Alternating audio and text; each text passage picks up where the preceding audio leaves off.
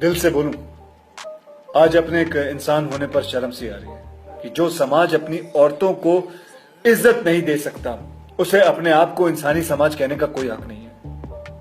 Power star पवन कुमार और मनीष कश्यप के बाद अक्षय कुमार उतर आए हैं खेसारी लाल की सपोर्ट में। दोस्तों पूरी वीडियो में पूरी हकीकत जानेंगे। इससे पहले अगर आप वीडियो बनाए तो वीडियो को लाइक कर दीजिए, चैनल को सब्सक्राइब कर लीजिए और वीडियो में बने रहिए। दोस्तों अक्षय कुमार जो है खेसारी लाल के बेटे के गाने के बारे में उन्होंने बहुत बड़ा बयान दिया है, तो पूरी वीडियो में उसके बारे में बताएंगे। तो दोस्तों पूरी वीडियो लास्ट तक जरूर देखें। और उससे पहले अगर आप खेसारी लाल और पावर स्टार के फैन हैं तो वीडियो को लाइक कर दीजिए, चैनल को सब्सक्राइब कर लीजिए।